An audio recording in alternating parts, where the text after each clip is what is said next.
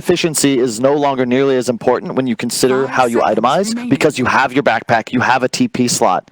There's no need to be so conservative about like buying straight for these huge items. You want to use every single slot immediately, ASAP, and you see that, and it's also part of what makes Drow so good. Because great bans are great. Hey, more attack speed for everyone. It's like the easiest hero to think about, right? I'm Drow. I will farm more. I will buy Wraith Band into whatever. You really like Yasha or Pike. Yeah. Like that's your main options. Well, guess what? We got a draft, baby. We do. Whoa. We're in the bans, and the fact that OG is taking the time to already think about their first ban is interesting, because that's normally not the case. Is this something that you normally brainstorm before, or at least decided already ahead of time? So that is curious. Yeah, on the bonus time ban. used for it. Maybe just show. Maybe they're doing the no ban strat. Oh. Well, I will tell you what they banned our previous game. The Brewmaster, they did ban second as well. They banned a Doom and an Enigma with that. I think banning Enigma versus VP is a pretty top priority. Yeah. Because he's one of those heroes that it's not like a Darkseer, but he plays the same. He just gives his offlaner some rings of regen. He jungles, denies range creeps. You know what's going to happen. The only time I saw like someone counter that was Baboka played Ricky and destroyed crit. But I haven't seen a Ricky in a while, so doubtful. Of course you haven't seen a Ricky. He's invisible. Oh, good one. What happened? That is a Pango in the pool. And look what happened. Out of the pool. They do ban it. I'm not surprised. Yeah. They should, right? Like I said, I didn't think they would, but they should. Yeah. Yes. And so I think we all agreed on that part. They should. Yeah. Like to Sheev's point, like, hey, you know, VP, they want to learn, but like, what do you? OG has proven they will win games with Drow. Why let them like keep doing it, keep trying it? You know, you already picked a very good lineup against Drow. You understand the counters. Drow's just too good. It's going to get nerfed. It should have been nerfed before this tournament, and that's going to be the case. First pick Abba. See, like, what happened, right? Everyone was doing this, a couple months ago, and then all of a sudden Abba fell off, and now if OG starts dominating with this hero again, I don't think we're going to see every team start picking it. I think we mostly saw it on Secret and Liquid, though, and not even that much in any other team. It's one of the few mechanics of Cleanse, which I think the better teams are more interested in abusing. Well, the better you are, the more important these sorts of mechanics that aren't replicable become. You know, if there's no Oracle, you want to save somebody. You want to purge off a disable and allow them to cast spells and items. Like only Abaddon and Oracle are really. I mean, that's why you sometimes see the last pick Legion if you really need that hero. Yeah, one of the few. And there's Sand King. Again.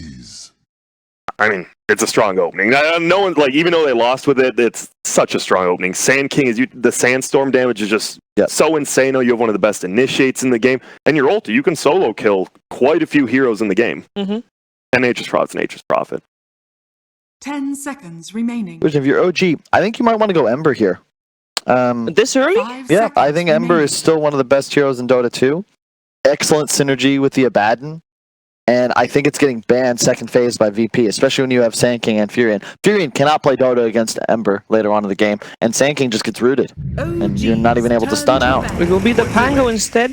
Okay. Now, yesterday when they played Pango on Jerax, it sounds like, you know, they played it as a 4, but they did give Jerax a lane. He's pretty much the 3, even though he played on 4. Well, Seb ended up going more of a full role. It's also, again, because No-Tail allows this to occur, where neither his 3 nor his 4 really have to sacrifice any pieces of the game. He's willing to Seb do so. had to sacrifice a lane. Sure, but he still ended the game like second net worth. He was still able to farm. He had tons of space, whereas No-Tail's walking around with, at a point, 3 wards, smoke, stick, and a wind TP. But yeah. No wind lace. No wind lace? What are you talking about? My bad. That's way too rich. No, it just give that Pango a couple levels so that he can actually hold his own, and then, you know, Seb takes over again. But by that time, obviously, you already got your value out of that lane as a Pango. And it's also one of the most, like, the 4 position that loves having more golden items and XP. Like, Pango will use every bit of space you give him. And one of the best, like, team, like, they already have their team fight. They have, like, something they can fight around, and OG always picks someone like that.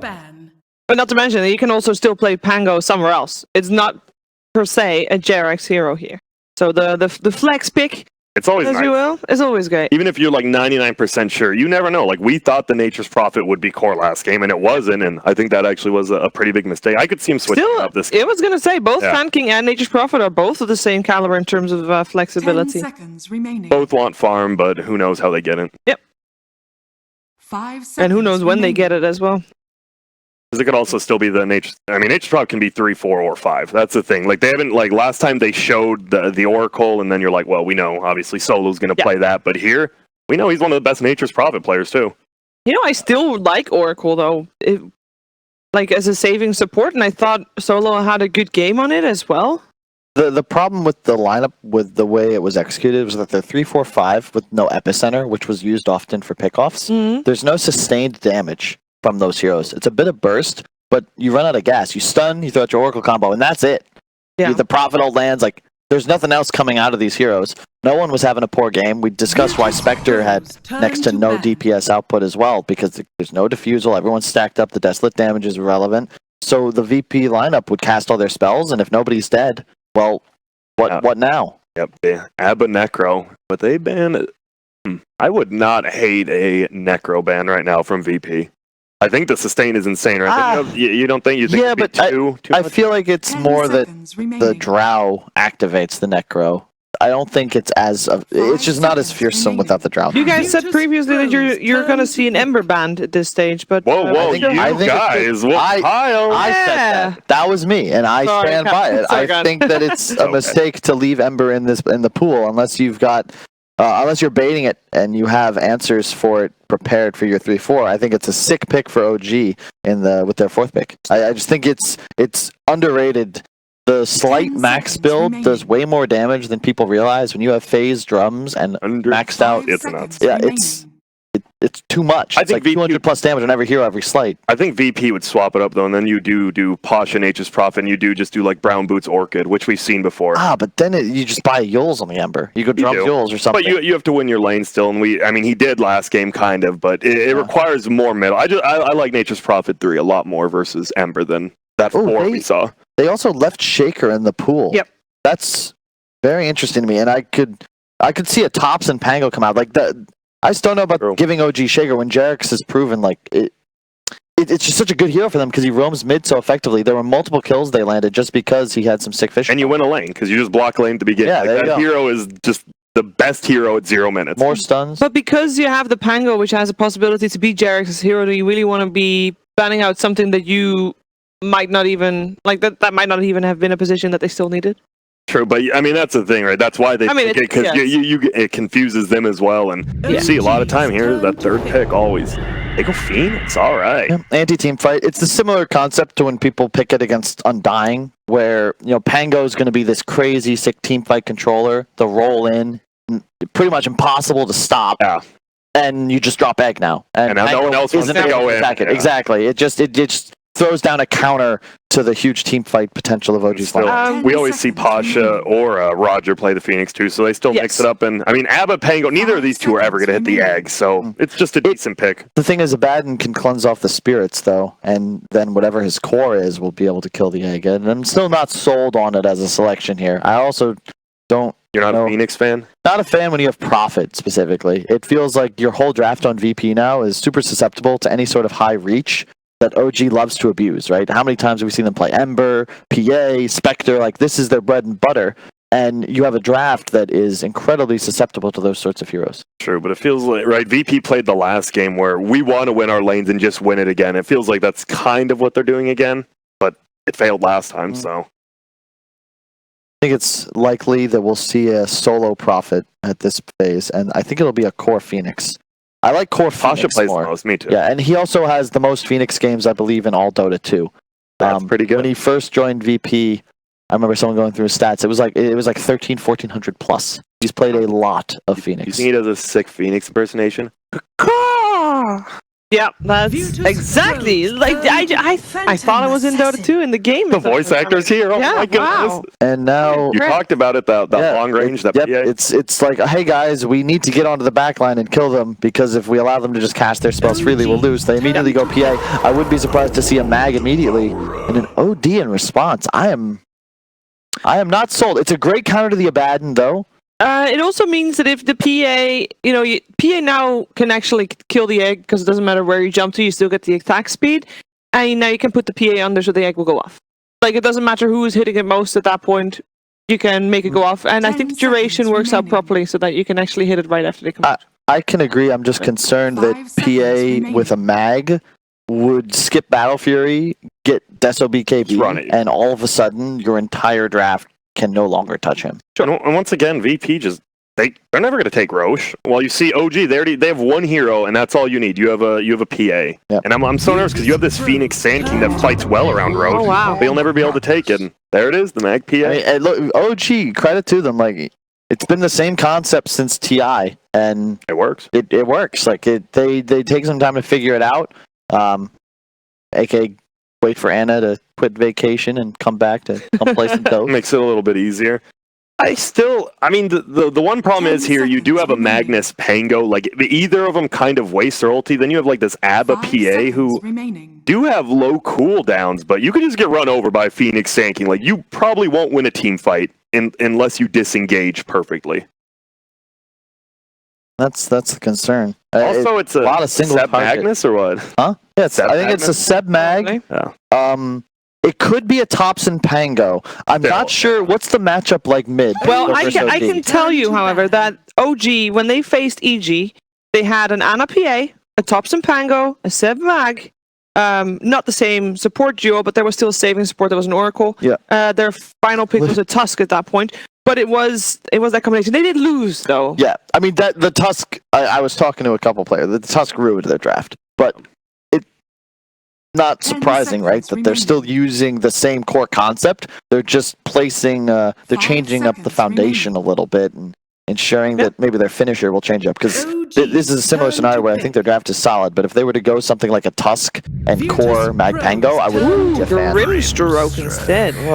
Yo, you don't like that? I don't know. I just think Thompson might get crushed middle, and that makes the draft harder to execute. I think it's decent versus, right, if it is going to be the solo Nature's Prophet, like, the OD is going to be there, but you don't really have the best, like, kill potential after the OD setup, right? He can almost always get away unless the Sand King commits, because Nature's Prophet and Phoenix do nothing against that. I actually think it'll be decent for Pango. There's also just no synergy with the Grimstroke ultimate at the moment. You can double dagger. Yeah, double coil. You don't need it. Okay, if you say so. I think what is going to be really useful for that is Phoenix can't really go anywhere. You know, the movement, the restriction is going to be more important than whatever you throw at them. And you can always go for Atoses. You know, you build into stuff that you can throw at them. And Grim's always good versus NP in the later part of the game because you can just spam it out. I have a question. What's the Ramses hero?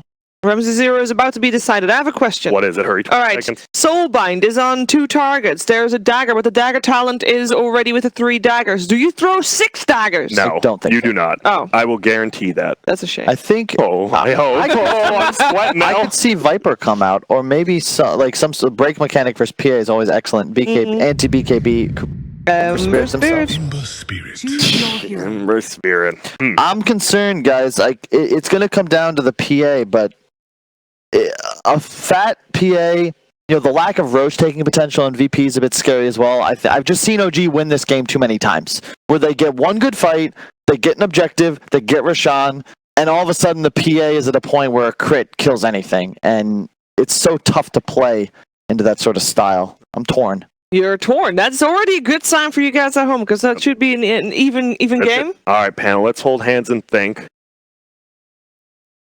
It's going to be VP. They have the better team fight. I think that this is going to go a lot better. I think Ramses is a lot better on this hero than...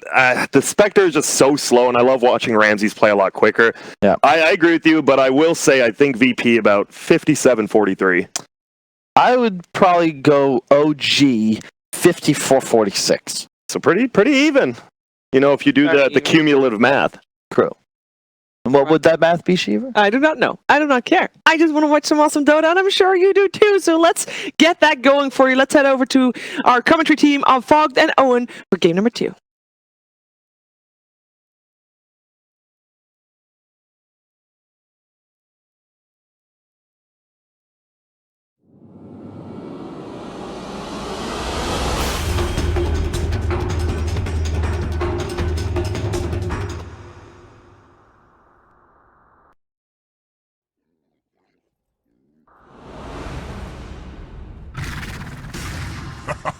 What did you expect? Prepare for battle. Ladies and gentlemen, OG versus VP Game 2 are ready to rock and roll. Let's see if VP were indeed in the right mindset to sort of say, Game 1, let's not mess around with that one. Let's just start afresh. We've got some new drafts, new heroes. Fog, this approaching Game 2, is it looking good for VP, or is this time around, would you sort of say, like some of the panel was saying, that OG has got a bit of a better draft? OG's got this. I mean, they've got very comfort, right? And I believe that they did a similar style in the last game where they had, they have these farmers, but they also have these pressure heroes, and they had Thompson playing an Ember where he just ran around making space. I think we're going to see a similar thing when he's playing a hero like Pango. He's just going to try to run around and make space, and right now it looks like he's trying to actually bait no one here. They're actually bringing 4 heroes up for it too. They've got the dagger slow into the nuke from the Grimstroke, blocking no one off as well. No one, he's going to go down. The tips as well. I mean, OG, no. Last game, it was a bit of a... It felt like a tilt GG, and what better way to start the second game by killing no one? Look at the way they did that, though, right? Like, Thompson just walked up the hill, made it so he's like, hey, come at me, like, keep hitting me, and they're chasing him around, and meanwhile, the rest of the team smokes on their high ground, and then just comes and actually gets a free kill for it. And if you look at they actually continued to go for a dive. They won't be able to get it, but if you look at the items, Ana actually went for... He's got mid items as well on the PA. They both have mid items. He has Shared Tangos and an Orb of Venom. So this Orb of Venom is going to allow them to actually go for those type of chase kills.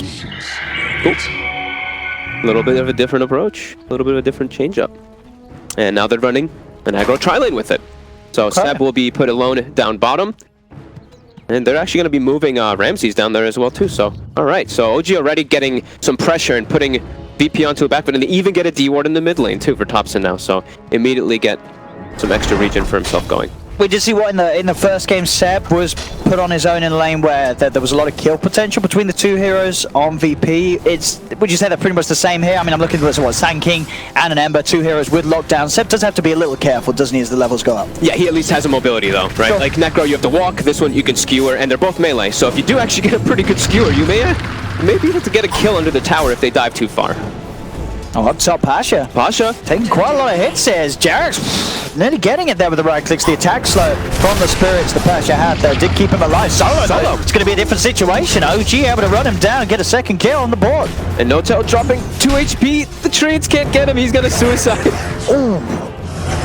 Top Seb will get the skewer onto Ramsey to the tower. He will dodge like one attack there with the slight, but yeah, OG putting the pressure on with a little bit of a change, right? Putting a PA in an aggro tri-lane, but enabling it because they started him with an Orb of Venom, which makes the PA a lot more threatening. Your dagger always gets that oof going onto the enemy, and you know, Abaddon plus Grimstroke, they do a lot of damage at level 1 with their miscoil, with their spam. Look how much they're dishing out, and they even are now going to be able to get a side pull and deny a bit of the creep wave too. And after this couple of levels, you know, with the Nephrotic Shield as well, you could play so aggressive. You can get behind that tower onto these heroes. So VP, they've got to be careful up here. But I think the big thing for VP though is this mid matchup, right? Like no one, once he starts getting some levels online, Thompson's going to start to have a little bit more trouble, but we'll probably see him still be getting fine lasted because he's a Pango, you know, you just swashbuckle for the majority, and no one actually gets, okay, he's a little bit fine. So some fun later instances that we can hopefully potentially see is, of course, with our lovely Lucky Shot and Grimstroke, we have a nice combo with Phantom's Embrace, where if you do get disarmed and you have Phantom's Embrace on you, you won't be able to kill it in a lot of situations. So we'll have to see which procs come out, because Lucky Shot is going to be a crazy ability in this game versus like how good the silence can actually be, right? Oh, for sure. Phoenix, Sand King, Ember, OD, it's a great ability in this game. Absolute nightmare for OD. Getting disarmed or silenced, either case, you're going to be pretty useless. Yeah. Seb's still able to get quite a decent amount down here, as we see on this Magnus. But as soon as the wave starts pushing out, that's when he's under a bit more threat. As top, Notel will go down this time. Pasha just able to simply dive in, swoop forward, take the kill. Notel didn't have the mana or any sort of play to go for a miscoil deny. The VP will get themselves a kill onto the scoreboard. Mid lane, Thompson tries for swashbuckle. No one will be able to dodge it. Silence does proc. Thompson's got the bolt charge. He's going to continue to chase. TP comes in, shield crash forward. No one. Well, he's going to go down. One more right click for Thompson will do it now. Solo. Got to be a little careful as well. They can. They don't want to. Didn't want to dive any further. Thompson did have a swashbuckle left, but didn't want to play underneath the towers. He is fairly low on the HP. No one's got to be a little bit more careful just now. I mean, the TP rotation happens, so he doesn't have to worry about the Grimstroke for the next like 30 or 40 seconds or so. But using the Astral when he's that far up on the high ground, right? He was very far up. It allowed Thompson to actually make that play. He also got, of course, the Lucky Shot proc, which allows him to do that. But you kind of have to expect it at this point that he will get at least one of those procs. But Jerax, he actually backs up in smoke, so he might try to go for this play again, thinking that no one might not expect it, but we do see Rogers in the area too. I mean, this top lane, though, it does continue to look a bit of a mess here for VP. It's just a lane where it's so hard to get anything out of. Bottom. Pasha's up there, but he's unable to really hit the creeps. Down bottom, indeed. They're getting low. And he finished him off. The Ember running himself away. Actually still trying to fight back. They're back in towards the mid. Thompson's going to be making that move in onto no one. He's got it once again with the backup of Jerax. They get the kill. Thompson is tanking the tower a little bit, and Roger will turn up and get the kill in return. Leads him with the burst strike. They will find him. Put a 1-for-1. They're putting a lot of emphasis, though, on making sure that no one gets shut down heavily, right? Like, that's 2 big rotations coming in. And we see Jerax actually goes for the 2 points early in Inkswell. I actually really like that, because the first point in Inkswell, we've seen how much this spell got nerfed, right? The level 2, it's fairly significant amount of damage as well. So that 2-second stun, 200 damage coming into play. Yeah, and it makes sense as well, because you have these 2 cores who can very easily get on the front line. Exactly. Swashbuckle in, dagger and a jump forward, you are going to be able to close that gap and get that benefit off the Inkswell. Hey, even the Magnus in the later stages, if we could even see like high points being put inside of that spell this game. Because it does do a lot of damage if we're able to actually stick on a target. It's 400. It's one of the higher, and also like a 4-second stun. So, on top lane, Roger will have the cover with the Sandstorm. No detection up there to stop it. Bottom lane, Ramsey's in trouble. Drag back with the shockwave. Ramses is gone. A quick rotation from Thompson allows them to find that big kill onto the Ember Spirit, slowing down Ramses' game. The pretty much the core on the map for VP that was having the best of times so far in the lanes. Jerax is killing it with these rotations on the Grimstroke. He's 0-0 and 5. He's been involved in all of them, and he enables Thompson to be able to make those moves because of, like we said, that Inkswell. Yeah, had a fantastic start on the Shaker in game 1, and as you say, just continuing that sort of caliber of performance here in the start of game 2. Yeah, and now they've even moved Roger up top, and with Pasha, and Solo is just actually jungling, and he's under vision of it too. So OG's like, all right, well, their 5-position NP is just gonna jungle, so they probably feel pretty good to just make moves around the map. They probably feel really great about their lanes right now on the side of OG. They've got a Magnus free farming bottom. He's got high levels of Empower ready. PA is absolute free farm top. Pango is not farming freely, but he's doing what we kind of expect the Thompson to do this game and just run around. Even though it's only 6 minutes in, he's actually just making moves around the map. See actually around the rune spot. Notel will be able to take the DD away from VP. Roger has got the burst strike though. Notel could be in a bit of trouble. He's trapped by the Sprout. The Treant blocks as well, being attempted by Solo, but won't be successful as Notel's able to move himself around. No one has moved over for this. They really want to get this kill as he is taking on all the way away from the mid lane. The stun comes happen. In fact, the Sprout, Notel's going to be knocked outside of it. In fact, he gets the deny. And no one, he's used the sanities, but he didn't get the kill. Notel was able to turn, miscall, deny.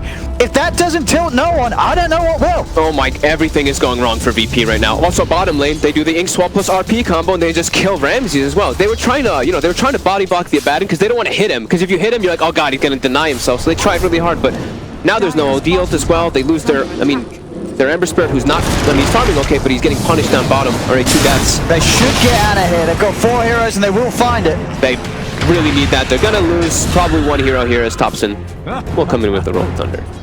You can see VP just sort of banding together now, so the other 4 around no one be like, we've got to make stuff happen, otherwise ROD ain't going to be too happy with the state of this game. No, definitely not. They've got to make things happen, and VP, they will do so there. Top 3 net worths on those cores of OG still, and it's a PA with the top net worth, and now he's going to start getting that max level, max level in power. It's already level 4 for a sub. I know Roger, of course, is in here, still lacking detection to deal with him. Sandstorm will end. They've actually got their eyes onto the bigger kill potential, or at least getting Ramses away from farming underneath the tower. He's 1 creep from 6. He will have it now. Should be much safer.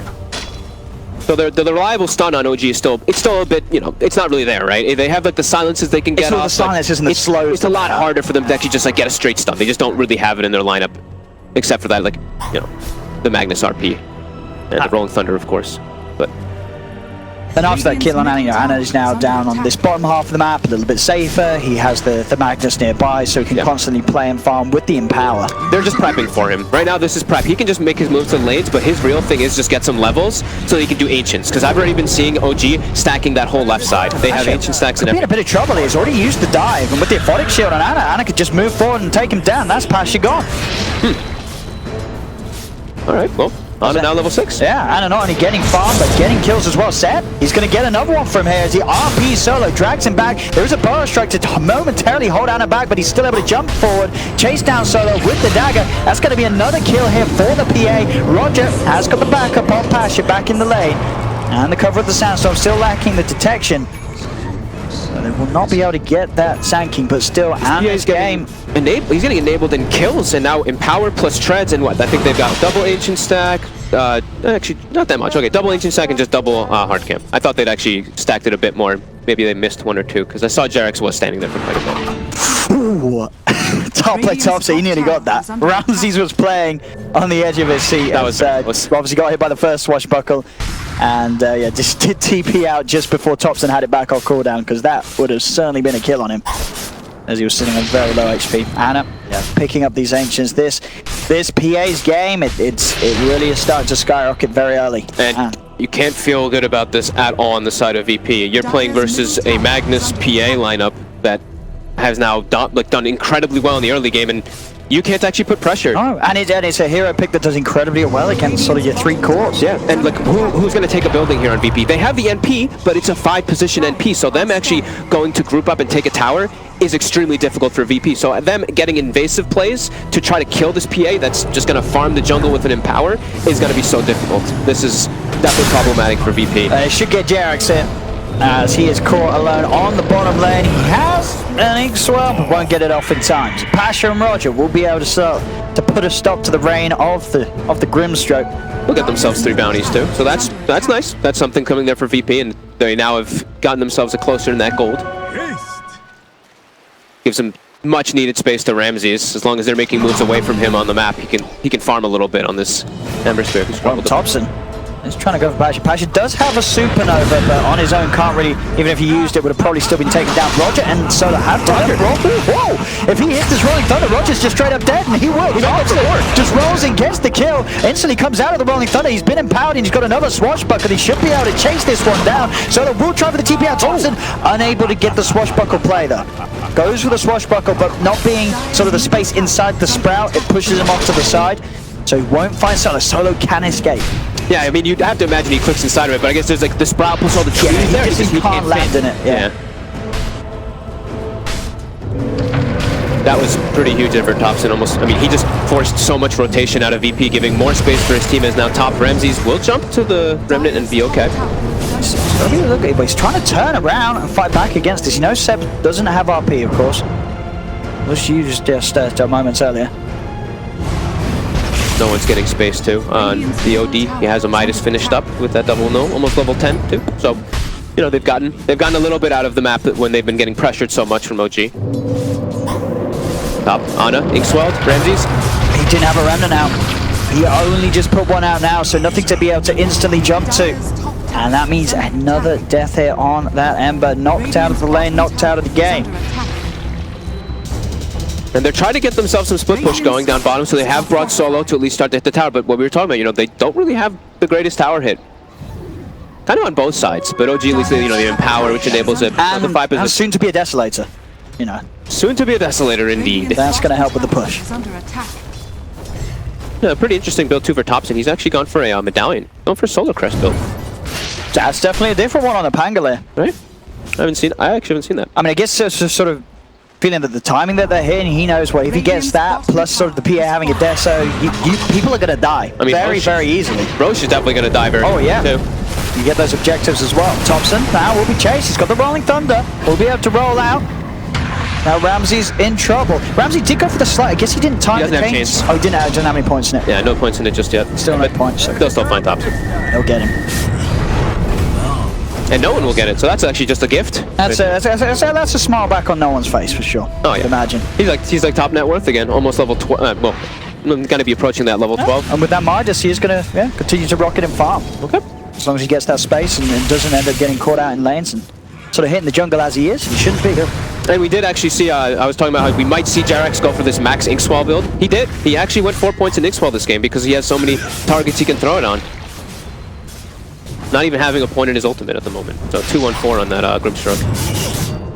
I was saying, look, it's 400 damage and a 3.7 stuck, right? If you can actually get it to connect, it is extremely powerful. They have RP. Yeah, and it's not one of those games where, obviously, like later on the dagger, it's nice. There's nothing that you're really sort of double casting with the ult at this point that's going to be amazing in terms of point target spells on OG's lineup. Yeah, what is there? It would be pretty much your own Miss spells. Coil, your own spell. It would be your own Phantom's Embrace. There's nothing insane, like, you know, that Laguna or that single target nuke. Later, though, you know, those 6 daggers. Later with the daggers, absolutely. But no, yeah, as you say, at this point, you can definitely understand having the extra value in the Ink Swell. That is it's 1350. That's Deso. a quick one. So they've got Deso, they've got Medallion. And look, they're looking for the spider around the top roof. Thompson's. Don't get the lucky shot prod onto Ramses. They'll go for the Supernova. Thompson's going to continue to roll in with the Rolling Thunder. No tail will be found. Roger, he is dead in 3 hits. Thompson just rolls him over. He's still got the Rolling Thunder going. In fact, he's going to get the 2 of them here with the Swashbuckle. There's the Stewart for the RP as well. That's going to be Roger dead. Maybe they can get more. Anna just jumps straight in. Sep with the double kill. They'll turn towards no one knows. Silence critted to pieces by Anna. Anna jumps in. All 5 dead on VP. As OG team wiped them. The Deso timing, it was there. Anna was ready to go. So was the entirety of OG as VP trying to sort of blind the fight up into that area where OG have the high ground. They'll now move on to take that mid tower. There's going to be a TP in from Roger. He's going to come forward to try and... I don't know what the plan was there. He's dead. He just wanted to die, apparently. And that's another quick kill for OG. An unnecessary death from Roger. And now there's bounties too, so they can go set up for those bounties. Wow, that was quite a series of events. I mean, Thompson just pops the Rolling Thunder, and they can't actually do anything to kill him inside of that when he's just distracting 4 heroes in the backlines, or 3 heroes in the backlines while the Phoenix ult's going off. Roger commits forward and gets killed by 2 hits by Ana. So the fight's there like, oh my god, we lost our Sand King already, and then they're all clumped up. They get hit by all of the AoE spells of OG. Oh. Solo. See Solo. Yeah, he heads into the OG's half of the map, but Seb's able to just walk him down with the Ink Scroll upon him. Solo's dead. So they get the disarm, they don't get the silence. So Ramses will be able to remnant away. Still has to be careful farming out like this. You get unlucky against that lucky shot, you're probably going to die. I mean, it's pretty crazy how much damage. I mean, this 6-12, like 4-1-4. When you have the heroes that you can actually put it on, it's really crushing. Yeah, and look at Anna as well with the Deso, and then if he gets the BKB, he's literally unkillable. They cannot kill the PA once he has a BKB on top of that Deso and Vlad's. And he got the whole Vlad's after that last fight. So now, I mean, Roche is on the table because in the last one, you know, you're sustained. Sure, you have the Abaddon to heal you guys up, but you're a little skeptical. Now you have the full sustain for that Roche. So if they get like 1 or 2 kills, they could just walk into it. They might even just force it now because they have RP up in 20. Yeah, super nice with the Swashbuckle as well, having that aura for Thompson. Yeah, he's getting that sort of burst heals, you know, intermittently throughout the team fights. VP, I mean, what sort of VP? What did VP do here to slow this down a little bit? They at least have Blink on Sand King right now, so like around the pit, if they can try to get some good jump, but it looks like OG's gonna kill it just too fast. They got wards down too already. No Tail puts them up on that high ground. Pasha still only level 9 as well. Can they stop this? As you say, that they've got to get some. Roger gets everything cancelled. I mean, Pasha's going to go in with the Supernova, but they're just going to be able to turn and kill it. That's the sun down. Pasha's gone. That's your 2 big team fires, not dead. 3 and look at the high ground. No one also getting gone on here. He is in a whole world of trouble too. He'll try and slide himself away. Does have the hold onto Seb. Thompson is he going to continue to chase. He's got another Swashbuckle. No one will go for the TP out by the trees, and that will mean that no one escapes. But still, it's another time where VP, they're losing 3. Ramses will still play around on that mid lane, had the Remnant up top, so will keep himself safe. It's 22-6 zone. I mean, they had the whole fight prepared, right? No Tail puts the war on the high ground, they put a sentry. VP, they have like no vision in the pit. Seb just walks up and throws a shockwave to hit Roger, and then Roger's blink is cancelled, his epicenter gets cancelled as well. Yeah, the fight's like impossible from there. You see Pasha just dies. Because he's only level 9, it's such a low level egg. And now this is a PA, level 14, Deso Lad, approaching BKB. This game looks impossible. I mean, you got the full solo crest as well on Thompson. I mean, if VP is sort of in that mental state where they called GG as early as they did in game 1, you got to sort of worry about this game too, because it's looking very rocky for them, and it's got to be frustrating to play if you're VP at this point. Oh, I mean, I absolutely agree. I mean, I look at Ramses. Ramses has phase boots and a drum right now. Look at the net worths they're not really there. They're not able to stand toe-to-toe versus OG whatsoever inside of these fights. Dire's top tower. Just going to be free reign for them. And they even have, they have a mech on top for Seb, so BP doesn't have something in response for that too. So even though they've been losing the fights already, and Seb did have the mech in the last ones, he has it, and now he's going to have, I believe, a full Guardian Greaves too. Absolutely. It's as you say, you just look at this from a sort of a viewpoint in items. It's like, well, they're winning the fights, now they have more items. That's the only thing that's changed. VP, they don't have more items. Yeah. It's simple maths, as it seems. They're just losing control faster and faster. And Anna recognizes, he's like, I don't need a BKB, just like, I mean, maybe I do need it, but you know what? I can just get a Basher for now because I have an Aegis. I feel a little bit more confident here. We're just going to walk high ground. I mean, and at this point, is much of this sort of the way that this game's going, would you say, can you attribute any of it to the fact that they have, goodbye Sir, like, that they're running these two heroes that have the two Midases? Like, how much of a hindrance is that for VP? Like, do you have to get these on these heroes? Oh, we're gonna see, but no one is just gonna probably die in this one as Roger does get a pretty good impale, but gets he's still dead. I mean, no one's gonna surely die as well as they surround him. The OD is gone. That G key might get a bit of usage soon. Yep. If you're VP. Look at Anna, he's just in the base, jumps forward beyond godlike. And there it is, of course, that GG. And this time round, I don't blame them for this GG. This one was, but I guess after that game one, VP just tilted out of the game, and they did tilt out the whole series. OG absolutely smashed them. You can tell OG, they showed up with so much planning in this game, right? That level 1 movement, Thompson just walks up on the high ground, even their item